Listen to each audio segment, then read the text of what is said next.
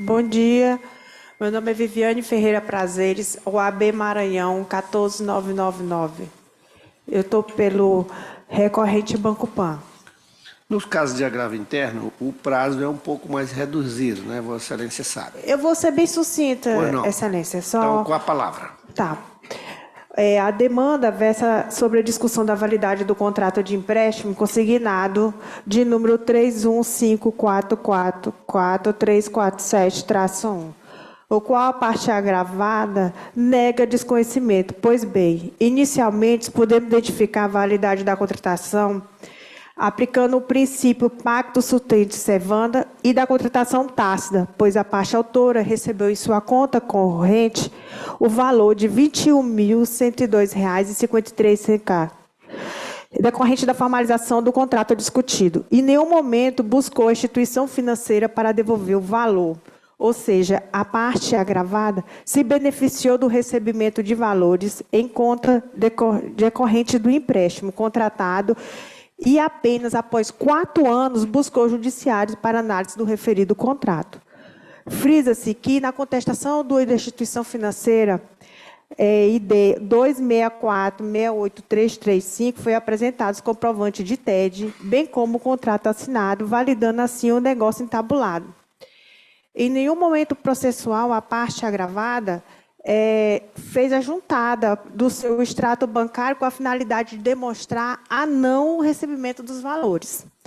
Dessa forma, em caso de manutenção da condenação, é justo que seja compensado e devolvido ao banco o valor creditado na conta da parte agravada, devidamente atualizado, bem como afastamento da devolução dobrada. E dessa forma, a instituição financeira agravante requer que se digne ao nobre relator e reconsiderar sua veneranda decisão ou encaminhar para apreciação do órgão colegiado, determinando o conhecimento e processamento do presente recurso para a reformulação da decisão monocrática, dando total provimento ao recurso de apelação interposta. Bom, essa matéria, os colegas, creio que tanto quanto eu, tenho participado de vários julgamentos. O desembargador Castro, mesmo aqui na terceira Câmara de Direito Privado, nós defendíamos, desembargador Gonzaga, que, se comprovado a transferência dos valores para a conta do consumidor, isso encerraria a discussão. Só que nós fomos vencidos lá no órgão maior, que disse que, primeiro, nós tínhamos que avaliar a validade do contrato. E o contrato aqui, ele padece de vício, porque tem um laudo dizendo que a assinatura não seria, né? As assinaturas são contraditórias. Então, por isso é que nós aplicamos o IRDR. Embora, lá na época da formalização das teses, eu tenha defendido que, comprovado, mas isso não é qualquer documento, é comprovado realmente que o dinheiro entrou na conta do consumidor. Essa prova existe aí no caso? Não, nesse caso aí tem um TED. Um TED. Não é bem, entendeu? Um documento feito unilateralmente pelo banco, né? E nessas circunstâncias, como o contrato padece de vício nas assinaturas, eu estou mantendo a decisão. Estou conhecendo do agravo interno, né? Porque o julgamento que eu fiz monocrático foi exatamente aplicando o IRDR.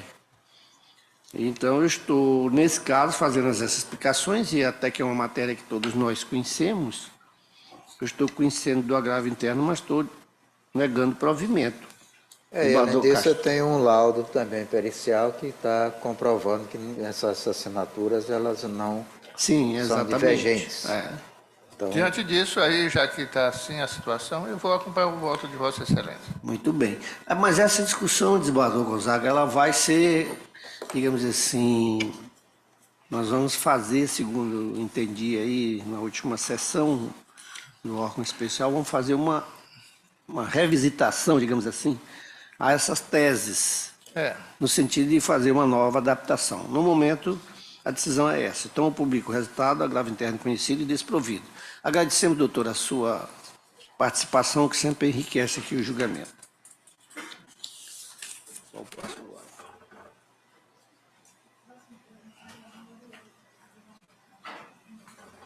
Desembargador Castro, o próximo é de Vossa Excelência, é o número 8 da pauta. Eu vou anunciar.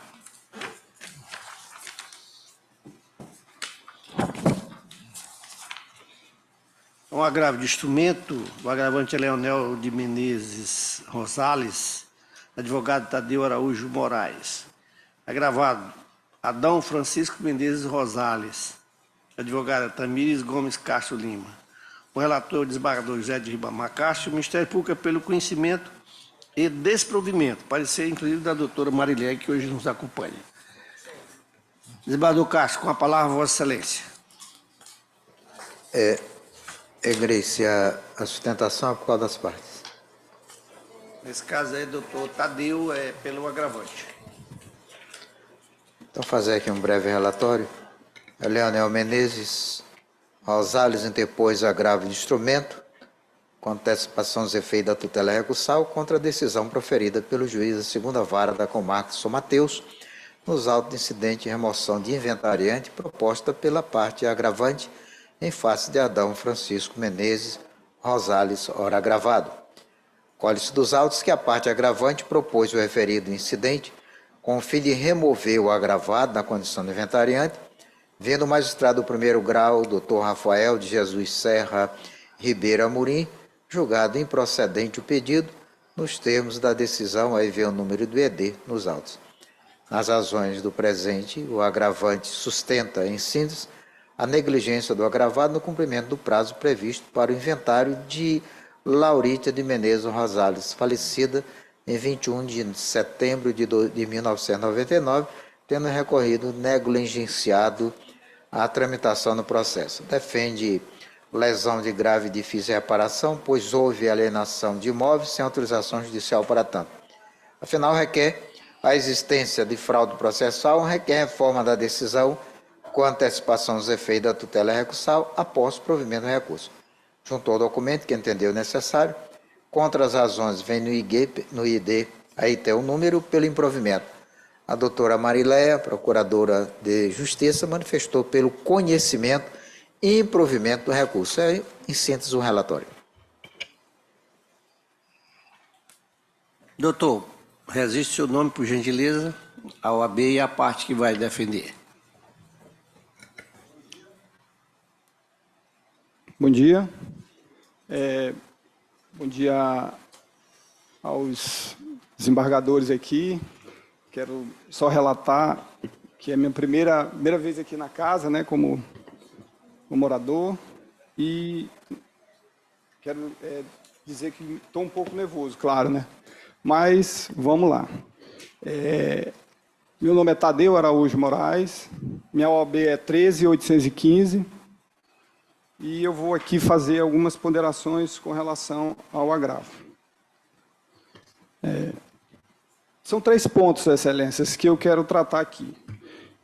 Trata-se, né, de um agravo de instrumento interposto pela decisão interlocutória, oriunda da segunda vara de São Mateus, nos autos de incidente processual, em que o agravante requereu a remoção do inventariante na ação de inventário de Laurita Menezes Rosales. São esta que se arrasta há mais de 13 anos em face da desídia, né, negligência do inventariante. Então, aqui eu vou ser sucinto em 3 pontos. O primeiro é com relação ao pedido de justiça gratuita que declarada pelo agravante, assinada por ele próprio a declaração, em que apresentou o rendimento mensal de um salário mínimo. A parte contrária sequer pediu a gratuidade, impugnou a gratuidade. Então, assim, de forma sumária, o juiz de base negou o benefício. Contudo, observou que brilham nos autos a declaração de hipossuficiência e o comprovante de renda do agravante equivalente a um salário mínimo. Então, assim, ele é aposentado pelo regime geral e percebe um salário mínimo. E isso foi comprovado nos autos e foi negado esse pedido. Enfatizo o segundo ponto, que me causa estranheza, foi a condenação do agravante em honorários sucumbenciais. Entendeu? Em uma decisão interlocutória que não há nenhum amparo legal. Certo? E ainda mais, foi majorado o valor da causa. Então, assim, trouxe um prejuízo para o meu cliente. O terceiro ponto, que já estamos aqui dentro do mérito, diz respeito à questão que passaram-se 6 anos e o inventariante protocolou 7 peças que pouco nada contribuíram para o avanço da marcha processual do inventário da UIA. Veja, excelência, a apresentação do presente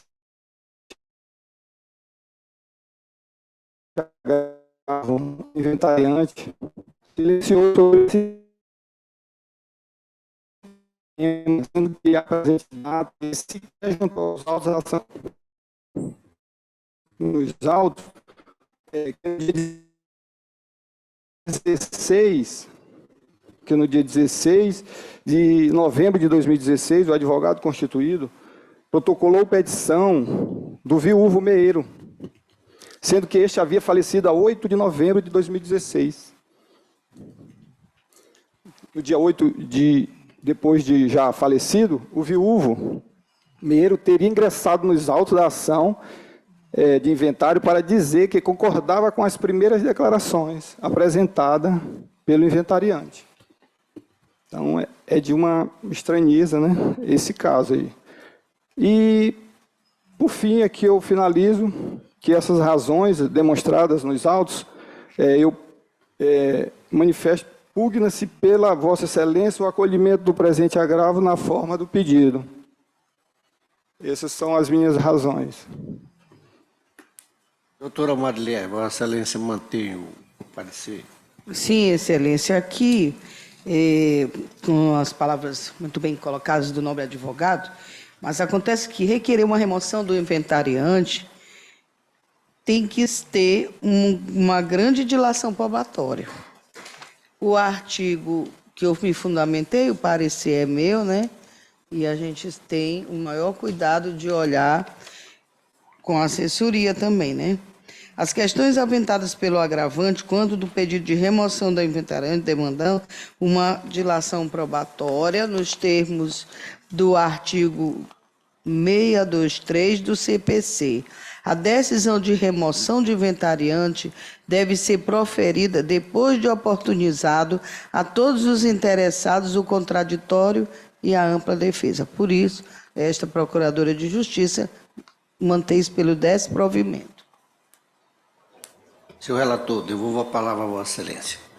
Presidente, eu estou na mesma linha de pensamento do Ministério Público, pelo desprovimento, e vou só colocar uma frase da decisão do juiz, que ele diz o seguinte: a questão é a remoção do inventariante pela demora. Acho que ele está sendo desidioso.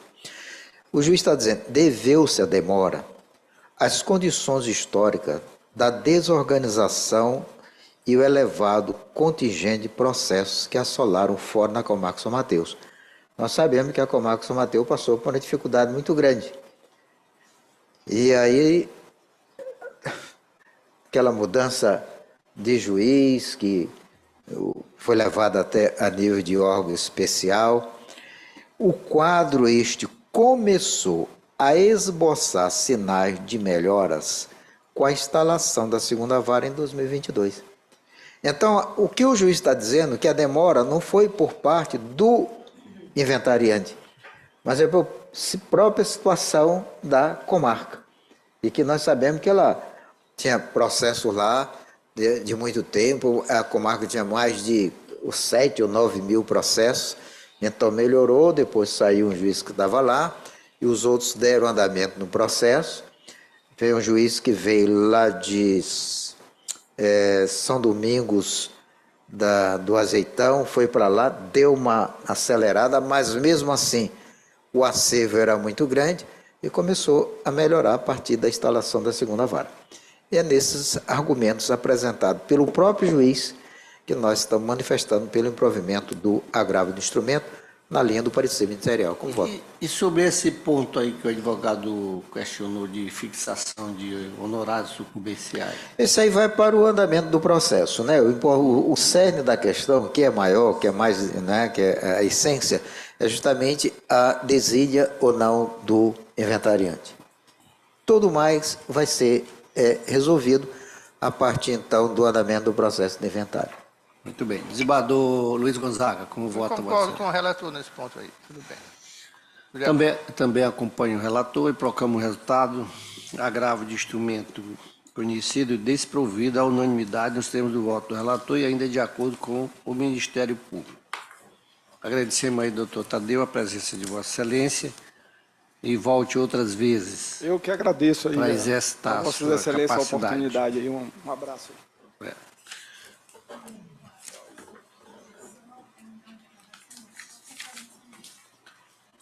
Há outro pedido de preferência aqui, é o número 4, só que nesse caso não tem sustentação, porque é embargo de declaração. Embargante Antônio José de Lima Couto e Companhia Limitada, com seu advogado, Antônio José Salles Bacelar Couto. Embargado é Safra Leasing S.A. Arrendamento Mercantil. Advogado Fábio Luiz Costa do Alírio. O relator sou eu. Nesse caso, como embargo de declaração, também não há manifestação ministerial, né? E eu estou aqui aplicando nesse julgamento desse embargo, desembargador Gonzaga, para Vossa Excelência que veio hoje convocado para compor a sessão, a súmula número 1 desta quinta Câmara Civil, que dispõe o seguinte: os embargos de declaração são oponíveis apenas quando o pronunciamento judicial trouxe omissão, obscuridade e contradição para corrigir o material evidente, sendo incabíveis para vincular isoladamente o propósito de questionamento ou a correção de possíveis erros do julgamento, reproduzindo naturalmente o que diz o artigo 535 do Código de Processo Civil.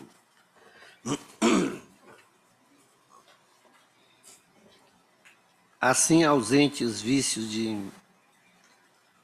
sujeitos à correção pelos embargos, entendo que se trata de rediscussão da matéria, eu estou conhecendo os embargos de declaração, mas estou rejeitando. Estou de acordo. Desembargador Castro, como vota Vossa Excelência? Eu recebi os memoriais, presidente, e nesses memoriais o advogado está colocando algumas omissões com relação ao acordo que foi então prolatado. Vossa Excelência analisou com relação a esse pedido que o advogado fez com relação aos embargos? O advogado apresenta 3 colocações com relação ao embargo. O tempo em que a incidência dessa indenização, uma outra seria com relação ao índice a ser aplicado, que não foi colocado no acordo. Então, ele fez esses 3 Na verdade, elementos. Desembargador Castro, essas matérias todas foram apreciadas no recurso principal, né?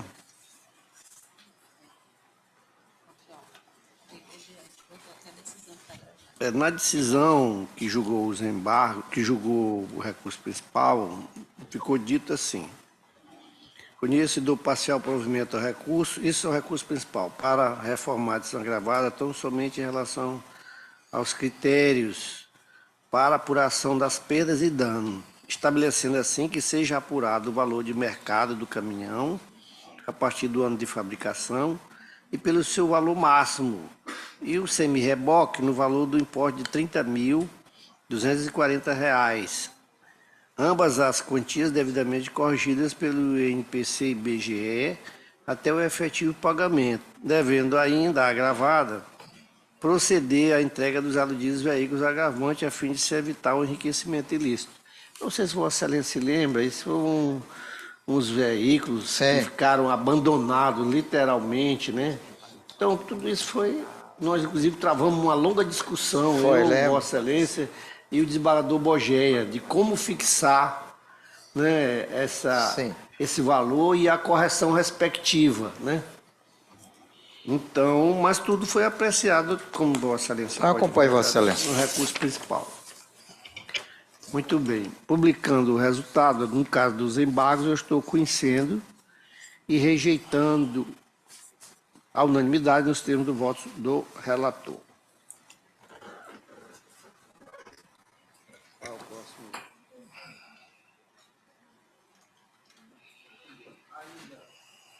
Ainda um pedido para o terceiro da pauta, que é um agravo, né? Um agravo interno. Nesse caso, eu estou retirando esse processo, o advogado está presente aqui, mas eu estou retirando de pauta para fazer um reexame da situação.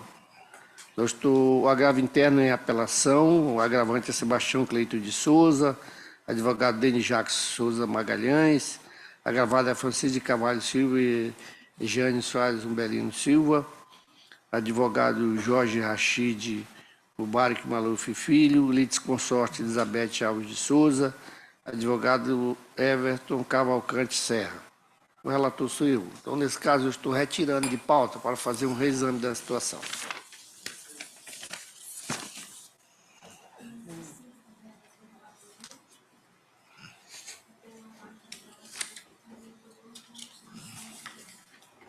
Muito bem. Agora tem outro pedido de preferência, é o número 5. O advogado está no ambiente virtual. É uma apelação civil. O apelante é o Banco do Nordeste do Brasil S.A., advogado Maria do Perpétuo Socorro Maia Gomes. A apelada é Flávia Borges de Almeida, advogado Tiago Amorim Pinheiro. O relator sou eu e o parecer ministerial do doutor Joaquim Henrique de Carvalho Lobato foi sem interesse. Excelência, pela ordem. Eu estou no ambiente virtual, doutor Antônio Ismael Pimenta Cardoso. Eu fiz um pedido da nossa sustentação para esse processo em substituição ao doutor Tiago Amorim Pinheiro, que, por questões pessoais, não conseguiu comparecer à sessão. Houve a juntada de subs e o pedido feito junto à secretaria também. Estou falando em nome da recorrida, Flávia Borges de Almeida. Então, no caso aí, Vossa Excelência também é pela apelada. Isso, corretamente, Excelência. Há algum advogado aí no ambiente pelo Banco do Nordeste?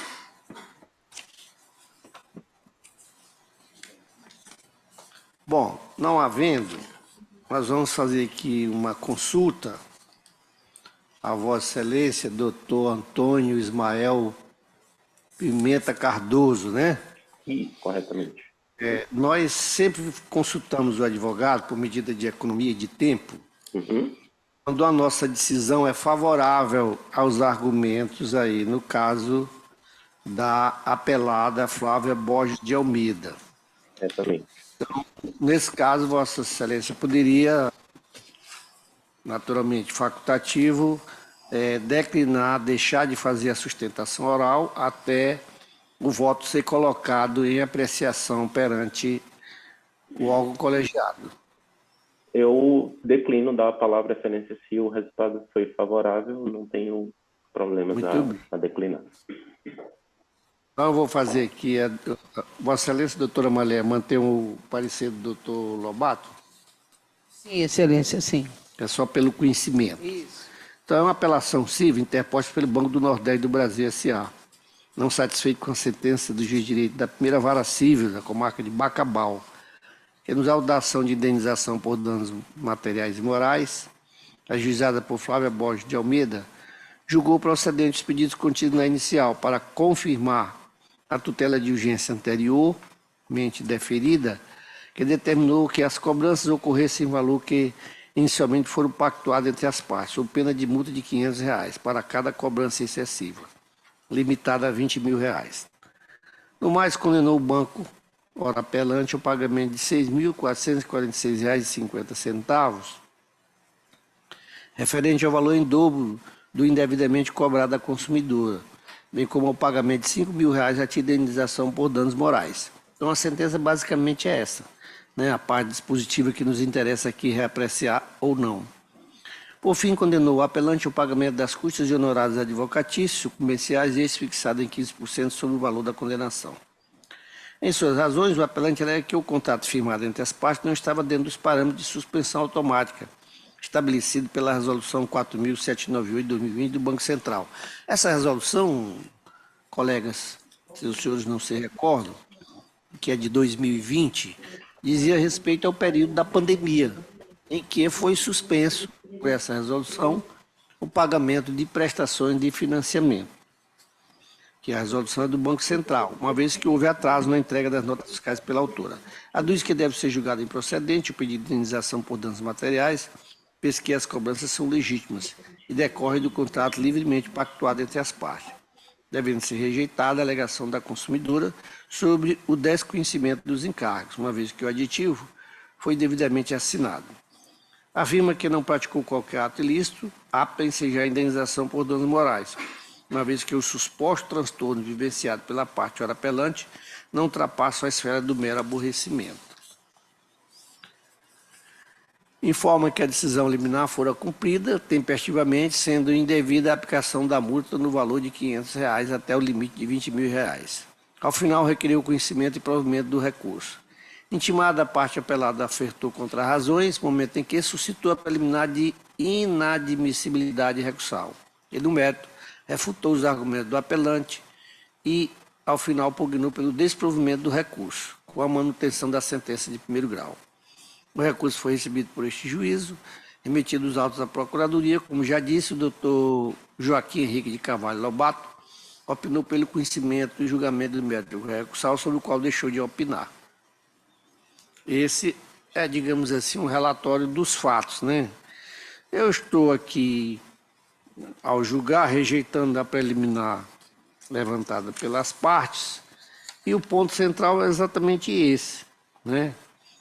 O artigo 2º dessa resolução 4798/2020 do Banco Central dizia o seguinte, aspas, ficam suspensas por 12 meses as parcelas vencidas e vincendas até 31 de janeiro de 2020, com eventual acréscimo ao vencimento final da operação. Para as operações não rurais, adimplentes ou com atraso de até 90 dias na data da aplicação desta resolução, de responsabilidade dos beneficiários dos fundos constitucionais de financiamento que forem impactados em decorrência do estado de calamidade pública, essa pandemia, reconhecido por ato do Poder Executivo. Fecho aspas. Ou seja, para as operações não rurais, adimplentes ou com atraso de até 90 dias, seria aplicada a suspensão por 12 meses às parcelas vencidas e vincendas, o que se aplica ao caso presente, e assim entendeu o magistrado de primeiro grau. Então, eu faço aqui, cito jurisprudências várias do STJ, até nossa aqui do desembargador Kleber Costa Carvalho, que diz o seguinte, na parte que interessa, aspas, a finalidade da multa das ações de obrigação de fazer é coercitivo, visando a estimular a parte ao cumprimento da ordem judicial, coibindo, por conseguinte, a procrastinação da ação ad eterno. Esse aqui diz respeito à fixação de multa para cumprimento de obrigação. De modo que eu estou conhecendo aqui, com esse resumo, mas fico à disposição dos colegas, eu estou conhecendo e negando provimento do recurso para manter a sentença de primeiro grau em todos os seus termos, porque a sentença reconheceu apenas que o banco cobrou em período indevido, né, acrescentou encargos pelos atrasos que não deveria acrescentar, e os valores fixados a título de indenização por danos por danos morais de R$ 5.000 está dentro dos parâmetros que nós utilizamos, até já aumentamos esses valores para 10, de modo que eu estou aqui conhecendo e negando provimento ao recurso. Desembargador Castro, com o voto Acompanhe, de presidente. excelência. Desembargador Luiz Estou Gonzaga. de acordo. Então, publicando o resultado, recurso conhecido, mas que se nega provimento à unanimidade, nos termos do voto do relator, e o Ministério Público só foi pelo conhecimento. Obrigado, Doutor, excelência. agradeço aí a sua colaboração. Obrigado à turma do considerações para término dessa sessão. Um bom trabalho a todos. Bom dia.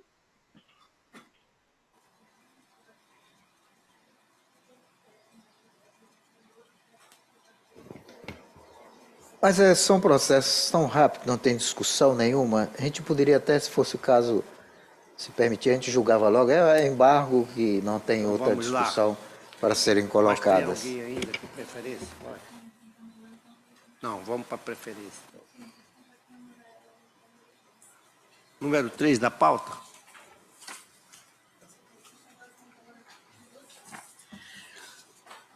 Nós vamos julgar depois, Ivanov Caixa, que dá um pedido aqui de preferência. Vou anunciar aqui, é da quinta Câmara ainda, um resíduo. É o número 3 da pauta. São duas apelações. O primeiro apelante é o município de São Luís. O procurador do município é Felipe Castro Castelo Branco de Abreu. Né? O segundo apelante é Sônia Maria Alves Modesto, Francisco Alves de Medeiros, são dois apelantes, advogado César Henrique Santos Pires Filho e outros.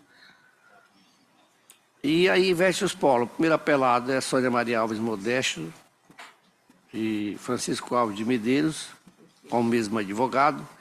E o segundo apelado é o município de São Luís, procurador do município, Felipe Castelo Branco de Abreu. E ainda tem o terceiro apelado, que é o Hospital São Domingos.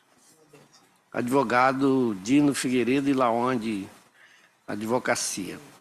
O relator sou eu e o parecer ministerial pelo conhecimento e desprovimento do recurso. Agora, Vossa Excelência tocou aí num ponto, mas eu não sei, eu acho que se tiver, nós teríamos que... Eles questionam, então a doutora Marília vê aqui, mas já julgamos aí algumas circunstâncias.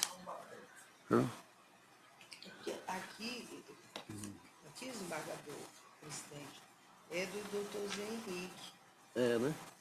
Zé Henrique Moreira. Aqui no meu, excelência, desembargador Castro está José Henrique, pode estar errado de pauta. Tudo Muito bem. Melhor. Não, Vossa Excelência observou bem. Não, mas está certo. Então, o relatório é o seguinte. Eu adotei até o relatório do Ministério Público. Apelações interpostas contra a sentença proferida pelo juízo da terceira vara da Fazenda Pública de São Luís, que em ação de desconstituição de débito acumulada com indenização por danos morais, julgou parcialmente procedentes pedidos iniciais, assim condenou o município de São Luís a arcar com as despesas decorrentes do atendimento médico de Francisco Alves de Medeiros no Hospital São Domingos, no valor de R$ 44.125,97. Recorre o município, primeiro apelante, alegando que a obrigação de prestar o atendimento à saúde seria do município onde domiciliado o cidadão. Assim, à vista de que Francisco Alves de Medeiros não é domiciliado em São Luís, mas sim em Santinês, sustenta sua ilegitimidade para a demanda. No mérito, afirma que a responsabilidade de custear o tratamento médico realizado na rede privada, por escolha aleatória de quem busca atendimento médico,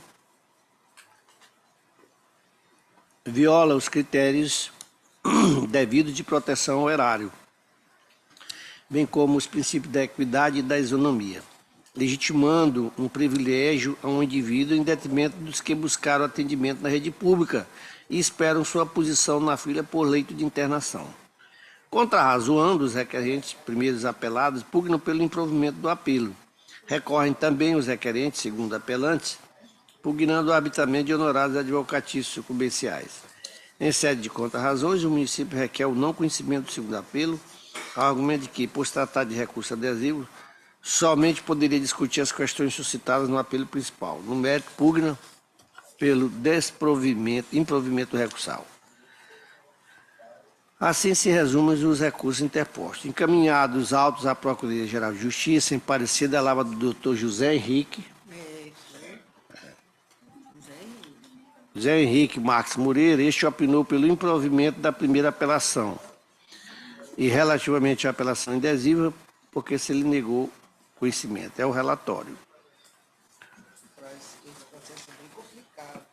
Muito bem, vamos iniciando aí pelo primeiro apelante, né, ao município de São Luís. Quem está habilitado aí para a defesa do município?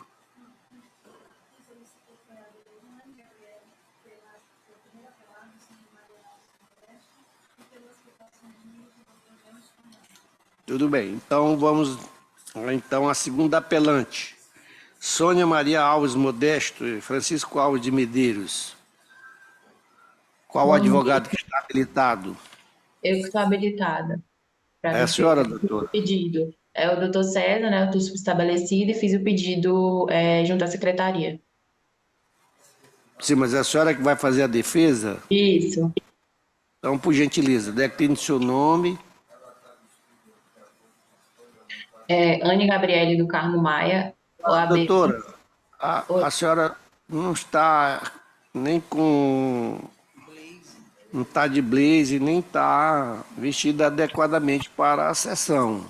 Há uma resolução aqui do tribunal de não permitir. E do CNJ. E do próprio CNJ também. Está me lembrando aqui, uma colega. Só um instante. Então, se Vossa Excelência não tiver aí condições de se Eu vou habilitar, providenciar, só um instante. a gente poderia adiar o julgamento. Para não haver prejuízos.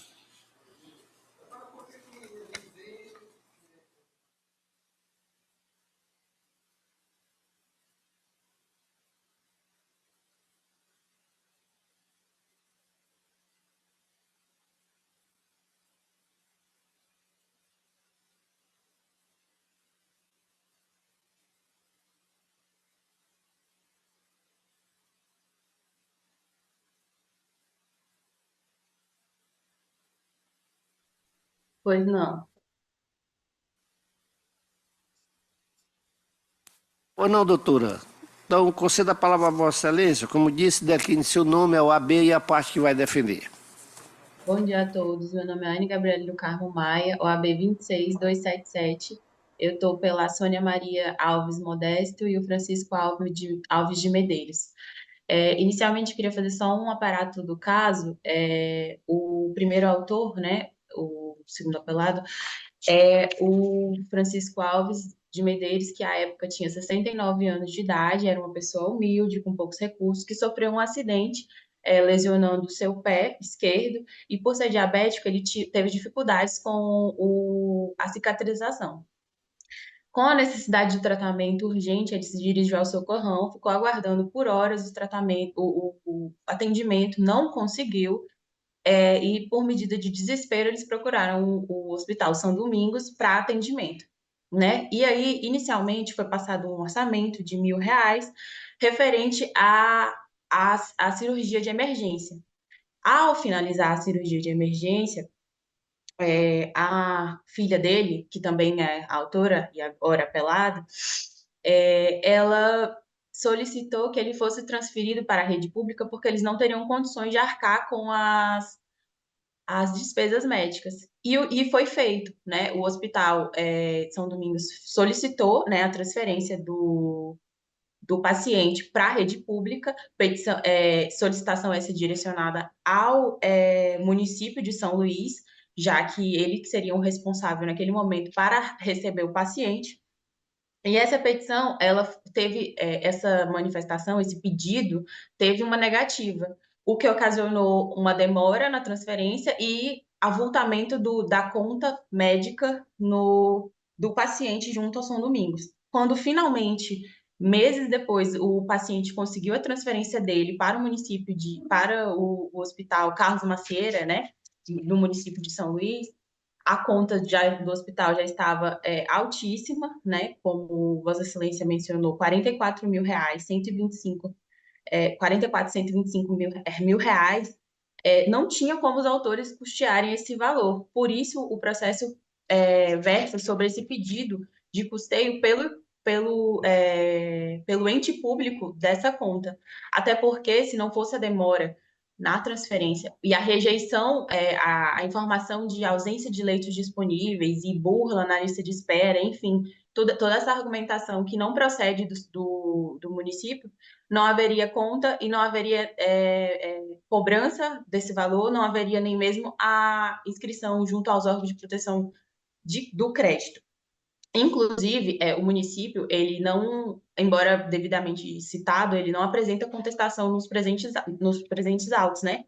E aí o Estado comprova que foi pedido o leito, né, numa petição juntada sob o ID 6313039, informando que foi solicitado o leito para o município e direcionado à Secretaria Municipal, né, do Estado do município de São Luís, e não há registro de pedido de leitos para o Estado do Maranhão. Justamente por isso que a responsabilidade é do município. Então, o município deve arcar com essa conta. E, nesse sentido, foi a sentença ora debatida. Sobre a sucumbência recíproca, quando da aprovação da sentença, o juiz julgou a demanda parcialmente procedente, né, condenando o apelado ao pagamento das despesas realizadas pelos apelantes, junto ao Hospital São Domingos, e julgou improcedente o pedido de dano moral. Então, se são dois pedidos, um ela obteve sucesso, outro não, a gente entende que houve sucumbência recíproca. Dessa forma, deveria haver condenação de forma recíproca, né?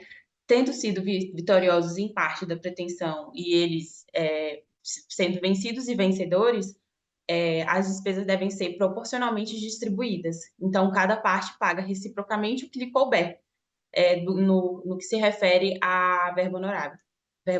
Essas são as minhas razões.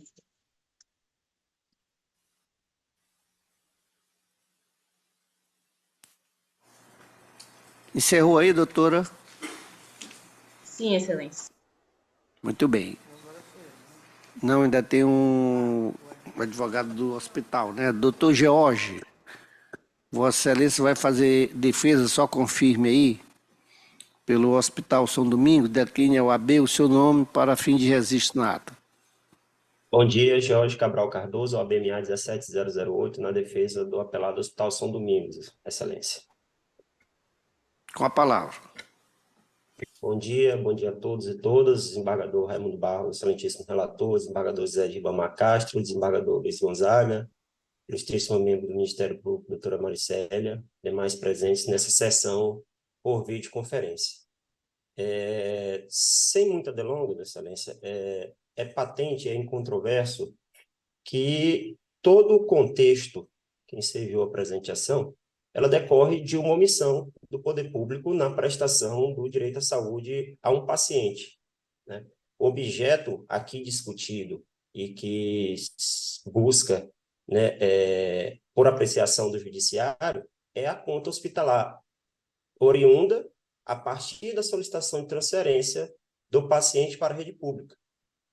Em resumo, o paciente deu entrada no Hospital São Domingos, realizou o pagamento das despesas hospitalares que surgiram do procedimento de emergência, e o que se discute nesse processo é tão somente as despesas hospitalares oriundas da solicitação de transferência até a efetiva alta do paciente. Não há discussão processual acerca do que foi pago anteriormente à solicitação de transferência ao poder público, a qual foi feito. Isso está documentado nos autos, como já bem relatado pela colega que fez a sustentação oral anteriormente, o que de já afasta qualquer necessidade de reforma da sentença que foi objeto de apelação, tanto pela autora quanto pela municipalidade. Estabelecido esse contexto, preliminarmente, o que é interessante pontuarmos aqui nesse momento? O recurso de apelação interposto pela parte autora foi na modalidade adesiva, de forma que, como Vossas Excelências são bem sabedores, se subordina às matérias e questões que foram apresentadas no recurso principal, que foi o recurso do município de São Luís. O município de São Luís, no seu recurso de apelação, recorre apontando a sua ilegitimidade e a ausência do dever de custeio das despesas hospitalares oriundas do atendimento ao paciente autor, que também é recorrente. O objeto da apelação do município não discute honorários. Discute somente a legitimidade do município e a ausência do dever de custeio. Não discute honorários. A apelação adesiva, interposta pela autora, discute honorários advocatícios. Ou seja, matéria estranha ao objeto do recurso principal. E por que preliminar? Porque se é uma matéria estranha ao recurso principal, o recurso adesivo se subordina às matérias impugnadas no recurso principal, conforme previsão normativa do Código de Processo Civil, no artigo 997, não pode ser sequer conhecido. A matéria apresentada no recurso adesivo não possui conexão com o que foi apresentado no recurso principal. E ainda que seja conhecida, Excelência, sobre o Hospital São Domingos, não incide responsabilidade ao pagamento de honorários advocatícios. Toda a ação foi proposta, fundamentada em omissão do poder público na prestação de direito à saúde, tendo em vista que foi realizada uma solicitação de transferência em 11 de maio de 2016, e não foi atendida, em que pede reiterado nos dias que se sucederam, e o paciente recebeu alta e não foi disponibilizado o leito. Então, nós temos um primeiro ponto, que é a ação é proposta em face do município de São Luís e do Estado do Maranhão e do Hospital São Domingos, evidentemente, mas fundamentada na omissão do poder público na prestação do direito à saúde. Então, não teve uma conduta do Hospital São Domingos que inicialmente enseje a condenação em honorário sucumbencial. Além disso, a fixação de honorários advocatícios sucumbenciais não se dissocia da causalidade decorrente dessa dinâmica de aplicação. O que quero dizer com isso? Quem deu causa ao processo foi o ente público, no caso, o município de São Luís. O Hospital São Domingos não deu causa em nenhum momento a esta demanda. E mais, o próprio hospital, em sede contestatória, se manifestou pela procedência do pagamento, diga-se, do pagamento das despesas hospitalares pelos entes públicos. Então, não tivemos em face do Hospital São Domingos sucumbências de pedido, tendo que vista que ele sequer se opôs ao pedido de pagamento, e o Hospital São Domingos também não deu causa ao processo, pois o processo é inaugurado por conta da omissão do ente público na prestação do direito à saúde. Finalizando, Excelência, estabelecida a preliminar, estabelecida a ausência de dever de pagamento de honorários advocatícios por parte do Hospital São Domingos, é necessário reiterar que a jurisprudência, tanto desta Corte, em processos que são julgados aí semanalmente, mensalmente por esta Câmara e por outros órgãos desta Corte, se debruçam sobre essas questões de omissão do poder público e responsabilidade do poder público pelo pagamento de despesas hospitalares quando não há leito disponível.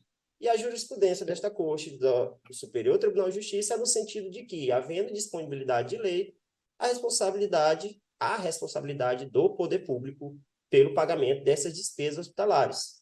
Faticamente, como já bem relatado e exposto na inicial dessa sustentação, foi feita a solicitação de transferência pela Central de Regulação de Leis no dia 11 de 5 de 2016. Está em D 90-39065. O paciente foi monitorado, nos dias sucessivos foi realizada a reiteração de pedido de leito, mas o poder público permaneceu inerte no dia 12, no dia 13, no dia 14, e assim foi, até que o paciente recebeu todo o tratamento e recebeu alta no dia 25 de 5 de 2016. Ou seja, está comprovada a omissão do ente público.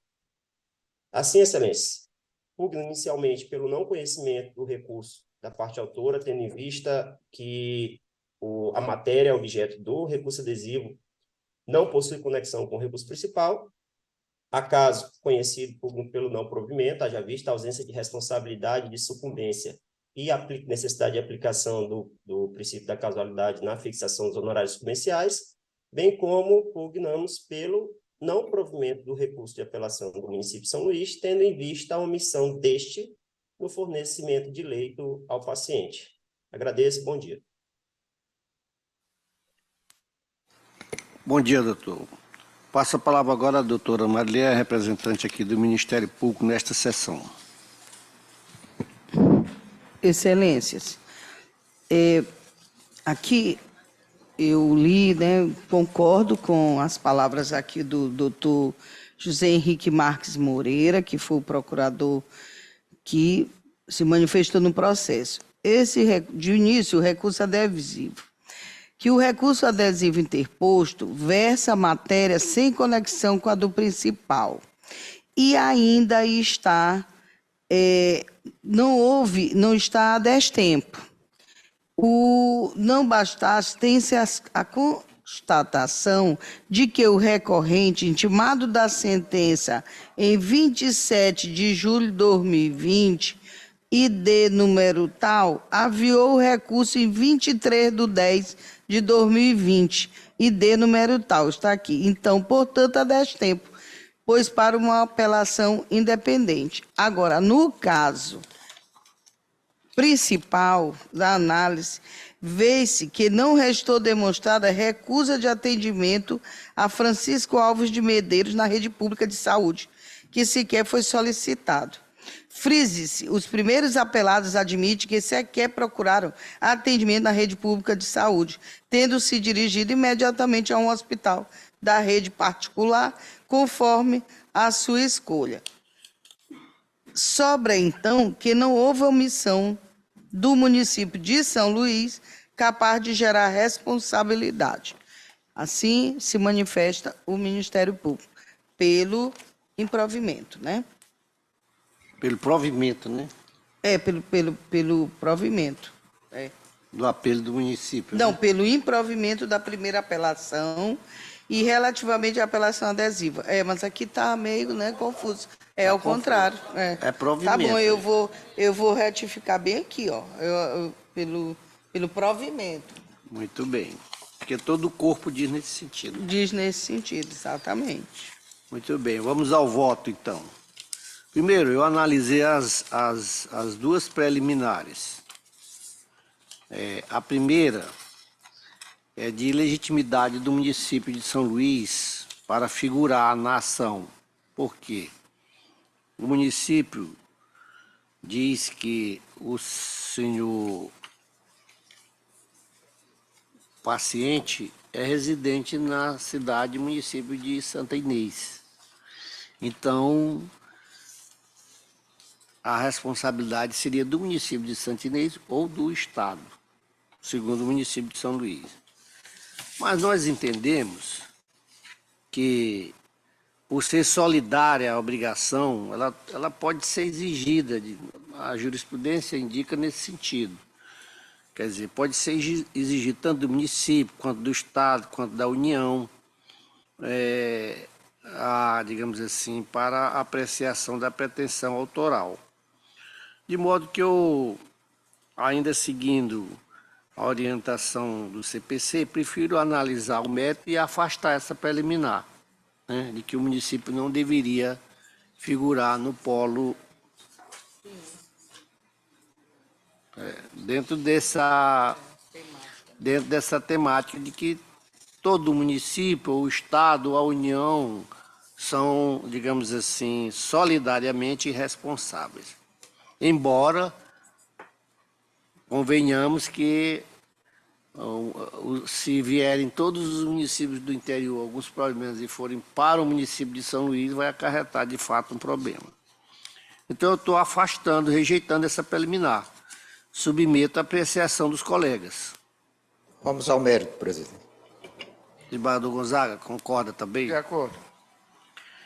A outra preliminar, que é pelo não conhecimento do apelo adesivo interposto pelos segundos apelantes, né? Nesse ponto, a minha análise foi um pouco diferente do outro representante do Ministério Público.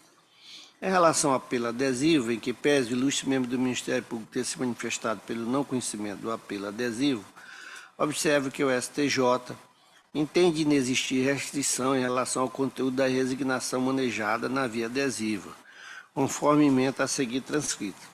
Eu transcrevi aqui uma emenda, que é da relatoria do ministro Paulo de Tarso Sansaverini, de 2019, da terceira turma. Na parte que interessa, diz o seguinte, aspas, não há restrição em relação ao conteúdo da resignação manejada na via adesiva, podendo o recorrente suscitar tudo o que arguiria acaso tivesse interposto o recurso de apelação, o recurso especial ou o recurso extraordinário na via normal. E a subordinação legalmente prevista é apenas formal, restando adstrita à admissibilidade do recurso principal. Então, com esse registro, eu estou entendendo que não há óbice também ao conhecimento do apelo adesivo interposto pelos segundos apelantes, rejeitando essa preliminar. Tá bem.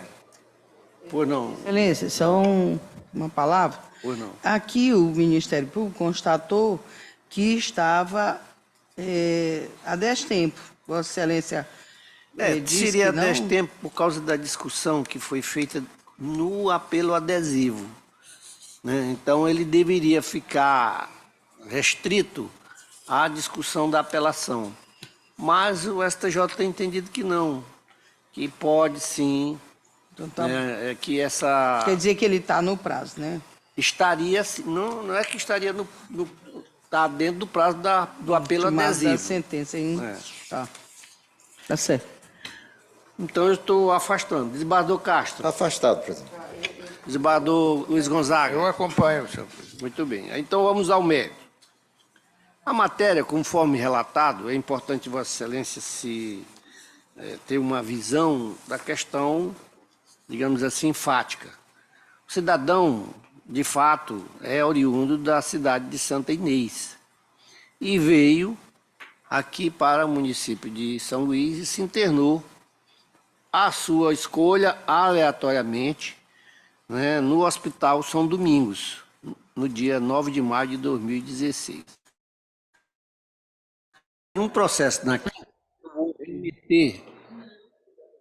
eu vou remeter para a sessão virtual, já que a parte e os seus representantes não compareceram. É o número 2 da pauta da 5ª Câmara. E vamos julgar o da terceira, já que Vossa Excelência quer julgar, e eu também tenho interesse em julgar os da terceira. Quais então, são os itens que estão faltando aí, senhora secretária? O primeiro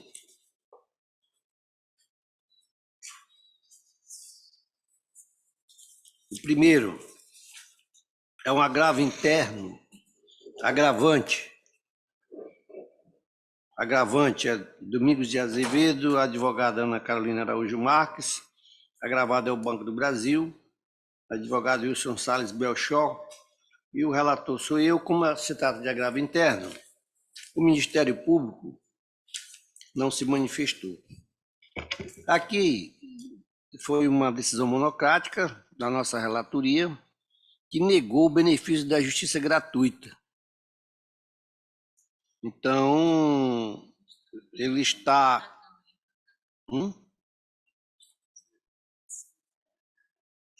Depois que ele juntou uma documentação, eu talvez nem precisasse trazer aqui, mas preferi, como já estava pautado, eu estou retratando a decisão e concedendo o benefício da justiça gratuita. Estamos de acordo? De acordo. Acompanho. Então, unanimidade nos termos do voto do relator, decisão agravada reformulada. Desembargador Castro, agora eu vou anunciar os de Vossa Excelência. O sexto da pauta. O sexto é meu, então vamos lá. É uma apelação civil, apelante, mas isso aqui é segredo de justiça. É melhor julgar os do desembargador Castro logo e deixo esse por último. Tá? É um sétimo. Sétimo, então vamos lá. Embargo de declaração em agravo interno, embargante José de Fátima Coutinho de Oliveira, advogado Tiago Afonso Barbosa de Azevedo, embargado Banco da Icoval, advogada Marina Bastos da Porciúncula. Relator desembargador Castro com a palavra. Vou fazer aqui um resumo, presidente. Se trata aqui de empréstimo de cartão consignado. Foi feito esse contrato, o Branco comprovou o contrato, a pessoa recebeu o cartão, utilizou e depois de um tempo pediu desbloqueio. E nós estamos manifestando, rejeitando os embargos, uma vez que essa matéria já foi discutida no agravo interno de número 825.669/69. Portanto, rejeitados os embargos. Muito bem. Eu acompanho também. Estamos proclamando o resultado. Embargos conhecidos e rejeitados à unanimidade, no termos do voto do relator, sem manifestação ministerial. O nono. Nono é também, nesse caso aqui, é uma apelação. A apelante é Maria Madalena Ribeiro de Souza, advogada Jéssica Lacerda Marcel, apelado do Banco Bradesco, advogado Diego Monteiro Batista. O relator, do desembargador José de Ribamar Castro, parecer ministerial pelo conhecimento e provimento do apelo. A palavra ao relator. Aqui trata da... O juiz determinou nessa ação que fosse, então, a parte autora, ela juntasse a procuração atualizada. Nós já temos decisões, então, nesse sentido. Então, nós temos acolhendo essa apelação, dando provimento, e o Ministério Público também é nesse mesmo sentido, porque se torna necessário essa comprovação de residência atualizada. Muito bem. Acompanho. Desembargador Gonzaga. Acompanho. Então, a unanimidade nos termos do voto do relator, apelação conhecida e provida, e ainda de acordo com o parecer ministerial. Décimo. É uma apelação civil, apelante Lavoura e Pecuária Igarashi, limitada em recuperação judicial. Advogado Samuel Guzmão Fernandes Lopes. Apelado Antônio Carlos Teixeira. Relator, desembargador José de Ribamar Castro, parecer ministerial pelo conhecimento e provimento do apelo. Parecer, inclusive, da nossa doutora procuradora Marileia. Com a palavra o relator. Número 10. Presidente, é que o juiz ele extinguiu o processo sem intimar as partes. Então, nesse sentido, já tem, já tem jurisprudência nesse sentido. Nós estamos manifestando pelo provimento da apelação. O Ministério Público... Foi no mesmo sentido. No mesmo sentido. Estou de acordo. Mantém o parecer, doutora Maria? Então, proclamando o resultado, apelação conhecida e provida à unanimidade nos termos do voto do relator e de acordo com o parecer ministerial. Número 11. É um conflito de competência. Imperatriz. Sim, foi. A unanimidade. Quer dizer... Já são vários processos, né, desembargador Castro? Dessa discussão. Sim, verdade. Aqui. O suscitante é o juiz da primeira vara e o suscitado é o juiz da quinta vara civil. Relator, desembargador Castro, e o Ministério Público é pela procedência do conflito, com a competência da quinta vara civil de Imperatriz. Parecer da doutora Samarasca Sawaia. Com a palavra o relator. Nesse mesmo sentido, o parecer ministerial, julgando procedente de conflito e competência negativa, declarar competente juiz da quinta vara da comarca de Imperatriz para processamento e julgamento da ação de uso capião extraordinário. Então, porque elas têm ligação direta com o processo, outro processo, que é o processo principal. Eu não entendi muito esse magistrado aí levantar esse conflito aí. Ele levantou vários. Eu acompanho também. Também. Então, conflito procedente nos termos do voto do relator, à unanimidade e ainda de acordo com o parecer ministerial. Número 12. Uma apelação civil, apelante Raimundo Benedito Cutrim, advogado Antônio Daniel da Silva Matos e outros, apelado é o Banco Bradesco S.A., advogado Diego Monteiro Batista, o relator, o desembargador José de Ribamar Castro, e o Ministério Público sem interesse. Aqui é a mesma coisa do que nós julgamos anteriormente, o juiz extinguiu o processo e requereu a juntada de comprovante de residência, e aí então, com base nesse despacho, ele extinguiu o processo. Muito bem. Nós estamos manifestando pelo Provimento, conhecimento e né? provimento. Estou de acordo. Eu acompanho também, Ministério Público. Mantém o parecer? Muito bem. Aqui é apelação conhecida e julgada procedente nos termos do voto do relator à unanimidade. O Ministério Público foi pelo conhecimento. Por último, para julgamento, mas que há necessidade de desligar o... Não, já julguei todos. Esse é o último, doutor? Já. O segundo retornou para... Teve um que retornou para virtual. É do Bogé. É. E o primeiro é do desembargador Bogé, que está de férias. Tá bom. Aqui para nós, aqui para o nosso gasto, é o desembargador que mais tira férias. Brincadeira. Não, eu brinco com ele porque eu tenho mais ou menos 11 anos no tribunal. Ainda, se tirei 2 férias foram muito, ele já tirou bem umas 4. Então vamos lá, vamos à sexta. Mas, com todo respeito à Sua Excelência, que é um ótimo magistrado. Então, o sexto, vamos tirar aí a publicidade, senhora secretária. Já retirou?